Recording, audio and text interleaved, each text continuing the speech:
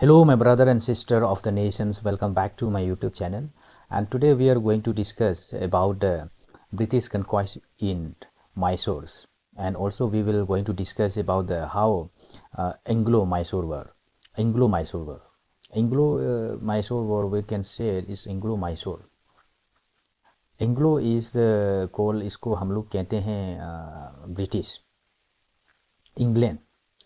तो Anglo Mysore war को हम लोग आज से डिस्कस करते हैं। And last class we have discuss the British conquest in Bengal. British conquest in Bengal को हम लोग ने उसको हम लोग काफ़ी लेक्चर सीरीज़ बना के हमने कंप्लीट किया।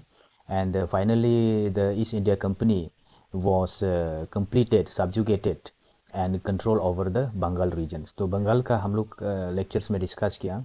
उसके बाद उसको आपका ईस्ट इंडिया कंपनी का द्वारा उसको कैप्चर करने का बाद, उसको कन्क्वेस्ट करने का बाद आप आता है मैसूर्स। मैसूर्स इज़ ओवर हियर। मैसूर्स कहीं ना कहीं यहाँ है। This is Mysore state. And उसको कैसे कन्क्वेस्ट किया जाता है हम लोग उसको अभी देखते हैं कि किस प्रकार से मैसूर को ब्रिटिश का द्वारा कन्क्वेस्ट करता है और उसको कैसे कैसे होता है हम लोग देखते हैं। तो सबसे वेरी फर्स्ट स्लाइस हम लोग आज ये देखने के लिए कोशिश करते हैं कि आपको मैंने लास्ट क्लास में थोड़ा बहुत ओवरव्यू एक लेक्चर दिया था, the introductions and overview of the Mysores. तो आज हम लोग उसको थोड़ा डिटेल्स में हम लोग डिस्कस करते हैं। तो Mysore is the earlier the path of the Vijayanagar dynasty. तो विजयनगर डायनेस्टी का एक पाथ हुआ करता था और विजयनगर डायनेस्टी में एक कृष्णादेव राय जब तक था, विजयनगर डायनेस्टी काफ़ी प्रॉस्पेरसली उनको रूल कर रहा था। After the death of Krishnadeva Raya जो विजयनगर डायनेस्टी है कहीं ना कहीं डिक्लाइन का पीरियड में जाता है।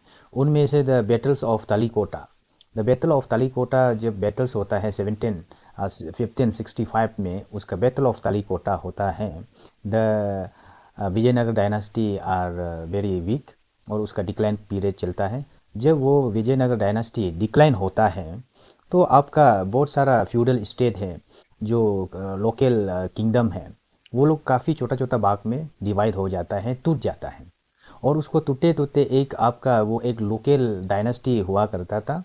वो लोकल डायनेस्टी एक पावर के ऊपर में आता है, वो है वाडियर डायनेस्टी।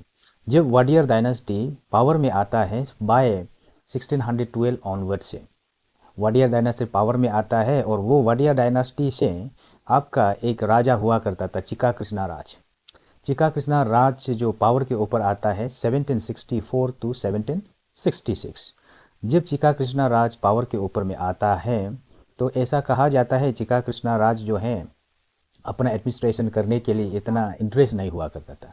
उसी का कारण से उसका जो दो officials, I would say minister, Nanji Raj और देवराज को वो एक मिनिस्टर का तौर पर वो दिया जाता है। और मिनिस्टर तौर पर देता है, नांजी राज को रेवेन्यू मिनिस्टर देता है और आपका देवराज को आर्मी का या उसको डिफेंस मिनिस्टर कहा जा सकता है। तो दोनों ने आपका जो वाडियर डायनेस्टी को चला रहा था। तो उसी समय में क्या हुआ, आपका 1721 में आपका हैदर अली का जन्म होता है। जब हैदर अली का जन्म होता है तो हैदर अली जैसे जैसे बड़ा होते गया तो हैदर अली को दोनों नांजी राज और देवराज का लीडरशिप में जो आपका हैदर अली को जो मिलिट्रीज और आपका आर्मी बना दिया जाता है। कहा जाता है जैसे जैसे बड़ा हो रहा था ये हैदर अली, कहा जाता है वो he is uneducated, but uneducated होने का नाते भी उनको काफ़ी एनर्जेटिक एंड एंटेलिक एंड डिटर्मिनेशंस पर्सनैलिटी हुआ करता था।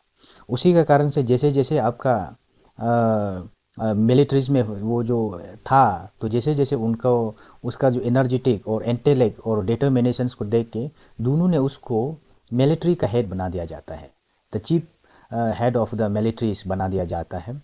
उसी का कारण से आपका जब हैदर अली को मिनिस्ट्री और चीफ ऑफ द आर्मी बना दिया जाता है तो वो कहीं ना कहीं बहुत सारा अपना आर्मी को ट्रेनिंग देना स्टार्ट हो जाता है। आर्मी को एक यूरोपियन स्टाइल में ट्रेनिंग देना स्टार्ट हो जाता है। कहा जाता है उनका कारण से एक यूरोपियन स्टाइल का एक डेवलप ये आपका गन भी डेवलप करता है, मस्केट गन कहा जाता है हम लोग।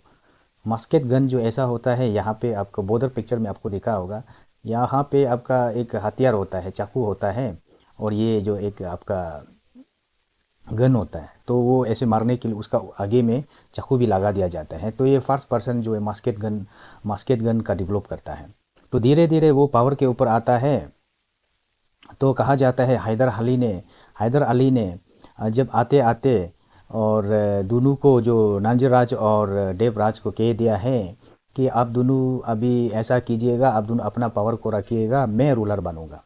तो उसी का कारण से कहीं ना कहीं दोनों को ये अपना पपेट बना दिया जाता है।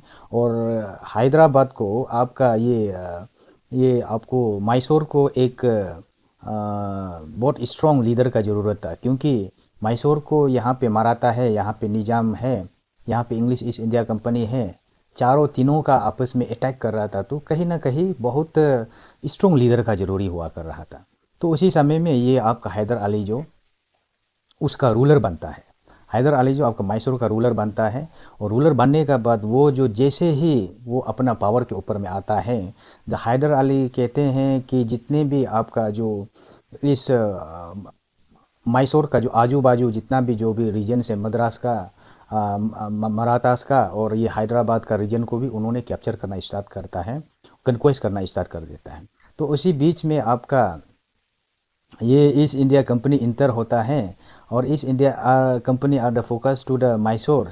तो उसी का कारण से East India Company and Mysore का बीच में 4 फाइट होता है, 4 वार होता है। फर्स्ट वॉर होता है 1766 टू 69, सेकेंड वॉर है 1780 to 84, and third Anglo Mysore war है 1790 टू 92, एंड फोर्थ है 1799। 4 वार होता है। और वो 4 वार कैसे होता है, हम लोग उसको वन बाय वन आने वाले लेक्चर्स में हम लोग उसको डिस्कस करेगा। तो कहा जाता है जब हैदर अली पावर के ऊपर में आता है, तो उनको काफ़ी चारों तरफ से अटैक कर रहा होता है। एक तरफ से ऊपर में यहाँ आपको बता दें मराठास जो उसको अटैक कर रहा है, और उसका बाद उसका ऊपर में है ये निजाम है, हैदराबाद स्टेट है, और एक तरफ से आपका ईस्ट इंडिया कंपनी उनको अटैक कर रहा था। तो अब क्या होता है, अब हम लोग देखते हैं कि फर्स्ट एंग्लो वार कैसा होता है। तो फर्स्ट एंग्लो वार कहा जाता है आपका 1766 से लेकर 69 तक होता है। तो वो कैसे होता है, हम लोग थोड़ा बहुत बैकग्राउंड को समझने के लिए कोशिश करते हैं, ठीक है। तो हैदराबाद जब आपका मैसूर स्टेट है, ये आपको दिखा रहा है, ये मैसूर स्टेट है, यहाँ पे आपका हैदराबाद ऑफ निजाम, एंड यहाँ पे आपका ये जितना भी जो ये पार्ट है, दिस इज़ द मराठास। और यहाँ आपका English east India company, British जो है, ये लोग ये सबको कैप्चर कर चुका है। और ये कहीं ना कहीं उनको भी बफर स्टेट, और उसको भी आपका हैदराबाद को भी वो कहीं ना कहीं वो आपका तट आपको कर्नाटक वार में मैंने बता दिया, उनको भी कहीं ना कहीं अपना कंट्रोल में लाता है। तो क्या होता है, जब ये हैदर पावर के ऊपर में आता है, तो ये आपका ईस्ट इंडिया कंपनी जो है, यहाँ आपका हैदराबाद को वो तो सब्जुगेट कर देता है। और हैदराबाद में एक जगह हुआ करता था, ये आपको देख रहा होगा, नॉर्दर्न सर्कल एक जगह हुआ करता था, वहाँ पे अपना बेस बनाता है। और ये यहाँ से, ताकि यहाँ से आना जाना आसानी हो सके, वो एक नॉर्दर्न सर्कल को कैप्चर करता है, एक एरिया हुआ करता है। तो उसी के कारण से ये आपका ईस्ट इंडिया कंपनी, ब्रिटिश क्या बोलता है आपका, ये मैसूर स्टेट का एकदम पावरफुल रूलर आपका हैदर अली रूल होके आ रहा है। तो आपका मराठास और निजाम एंड हैदराबाद को वो कहीं ना कहीं कैप्चर कर रहा होता है, जगह को थोड़ा बहुत ले रहा होता है। तो ईस्ट इंडिया कंपनी आके दोनों को बोलता है, हैदर अली जो Mysore is your enemy and your enemies is my enemies. कहते हैं कि कॉमन एनिमी जो है, आपका भी वो दुश्मन है, मेरा भी दुश्मन है, मेरा दुश्मन आपका दुश्मन, हम दोनों बन गया दोस्त दुश्मन का दोस्त बन जाता है। और ये उसी का कारण से ये ईस्ट इंडिया कंपनी जो है, ब्रिटिश जो है एक प्लान करता है। ब्रिटिश जो प्लान करता है, मद्रास को कहते हैं वो हैदर अली और मैसूर जो है कि आपका दुश्मन है, तो आपका दुश्मन को हम लोग मिल के उसको लड़ते हैं। तो उसका कारण से उनको बोलते हैं चलो हम लोग उसको मिल के लड़ते हैं, जो मद्रास एग्री हो जाता है। और उसका बाद ईस्ट इंडिया कंपनी फिर निजाम को, हैदराबाद स्टेट को भी कहते हैं कि चलो हम लोग मिल के आपको लड़ते हैं, नहीं तो वरना अगर हम लोग उसको मिल के नहीं लड़ेगा तो कहीं ना कहीं हैदर अली हम लोगों को टॉपल कर देगा या हैदर अली हम लोगों को कैप्चर कर देगा, तो अटैक कर देगा। उसी के कारण से आपका ये ईस्ट इंडिया कंपनी जो है काफ़ी एक डिप्लोमेसी चलता है, और वो डिप्लोमेसी चल के वो अटैक करने वाला था।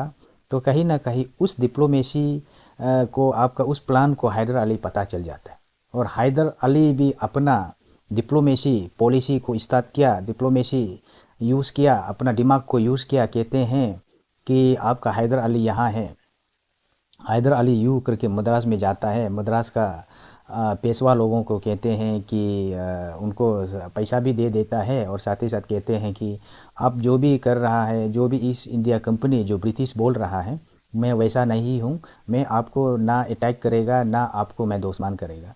तो इसलिए वो पैसा का साथ ही साथ में वो जो उनको कह देता है कि आप हमारा बीच में इंटरफियर नहीं करना है, क्योंकि हमको ईस्ट इंडिया कंपनी को हमको उसको मारना है।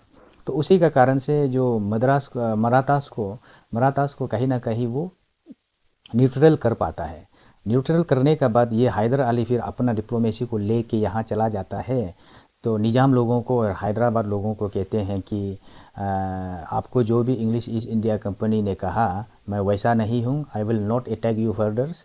अगर आपने ईस्ट इंडिया कंपनी को सपोर्ट किया और सपोर्ट करके आप मेरा ऊपर अटैक करेगा, तो कल को आपका ऊपर भारी हो सकता है। बिकॉज मैं ईस्ट इंडिया कंपनी को मैं हराने जा रहा हूँ, डिफीट करने जा रहा हूँ, मेरा पास इतना मिलिट्री पावर है, इतना आर्मी है, उसका कारण से आप उसको सपोर्ट मत करो।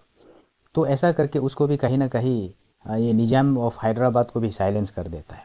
जब साइलेंस करने का बाद दोनों का फाइट स्टार्ट होता है 1766 से लेके 69 तक। तो दोनों का आपस में जागतिक तक वार होता है, और उसी वार में कहते हैं कि इंग्लो मैसूर वार में कहते हैं कि आपका दोनों का आपस में कोई विनर ऐसे विनर डिक्लेरेशंस नहीं होता है, दोनों का आपस में वार चलते जाता है, वहाँ पे कंक्लूजन नहीं होता है। तो क्या होता है कि ये जब वार चल रहा था, कंक्लूजन नहीं हो रहा था, उसको कम्प्लीटली अटैक नहीं हो रहा था, तो हैदर अली ने अपना दिमाग को घुमाया, अपना वार स्टाइल को चेंज किया। अप्रैल 1769 में वो कहाँ गया, वो हैदर अली यहाँ अपना पूरा सेना को लेके यहाँ मद्रास का रीजन में जाता है, डायरेक्ट मद्रास रीजन को अटैक करता है। और यहाँ मद्रास का जितना भी ईस्ट इंडिया कंपनी का जो जितना भी आर्मी है वो नॉर्दर्न सर्कल में होता है। नॉर्दर्न सर्कल में यहाँ वो लोग राउंड एट किया जाता है, राउंड एट करके इन लोग मिल के उनको अटैक करने के लिए जब प्लानिंग करता है, तो आपका हैदर अली ने यहाँ से यू करके आपका मद्रास का रीजन गया। मद्रास का रीजन जाके वहाँ का फोर्ट को, वहाँ का जो जितना भी इंग्लिश ईस्ट इंडिया कंपनी को कैप्चर किया, कैप्चर करके कहते हैं कि आप तो हिलेगा नहीं, आप यहाँ मरेगा। तो उसी का कारण से यहाँ मद्रास रीजन को जब वो कैप्चर करता है, तो English east India company British का द्वारा सरेंडर किया जाता है। ब्रिटिश कहते हैं कि सॉरी हैदर अली जी, हमें गलती हो गया, मुझे माफ़ कर दीजिए। उसी का कारण से हैदर अली कहता है माफ़ साफ नहीं होगा, उसको एक प्लेन पेपर देता है, इसमें आप साइन कीजिए, अब इसमें साइन कीजिए, तब जाके हम लोग कुछ पीस हो पाएगा। और उसी साइन को हम लोग कहते हैं ट्रीटी। और उसी ट्रीटी है कि ट्रीटी ऑफ मद्रास होता, ट्रीटी ऑफ मद्रास, उसको हम लोग ट्रीटी ऑफ मद्रास का नाम से जाना जाता है। जब हैदर अली वहाँ अटैक करता है, वो लोग जब सरेंडर करता है और वो लोगों को ह्यूमिलेट डिफीट करता है, उसी का कारण से ईस्ट इंडिया कंपनी उसको माफ़ मांगता है, और उसी माफ़ में एक ट्रीटी होता है, उसी को हम लोग कहते हैं treaty of Madras. Treaty of Madras क्या है हम लोग थोड़ा बहुत समझते हैं। जो आपका ट्रीटी ऑफ मद्रास में ये कहते हैं कि एक पेपर देता है, वो प्लेन पेपर में साइन करा देता है ईस्ट इंडिया कंपनी को, ब्रिटिश लोगों को। तो उसमें क्या कहते हैं, वो ट्रीटी ऑफ मद्रास में जितना भी giving back to the territories, जितना भी आपका यहाँ मैसूर को ब्रिटिश का द्वारा जो कैप्चर किया है, जहाँ से अटैक किया है, उस जगह को वापस देना है। और साथ ही साथ वार में जितना भी आपका वार में ये जो जितना भी जो आर्मी को प्रिजनर किया है, दोनों का आपस में एक्सचेंज करने के लिए। और साथ ही साथ में एक डिफेंसिव अलायंस बनाया। डिफेंसिव अलायंस का मतलब है अगर ये फर्दर में कोई भी any case of any attack, तो दोनों आपस में एक दूसरा को हेल्प करने के लिए वादा कर देता है।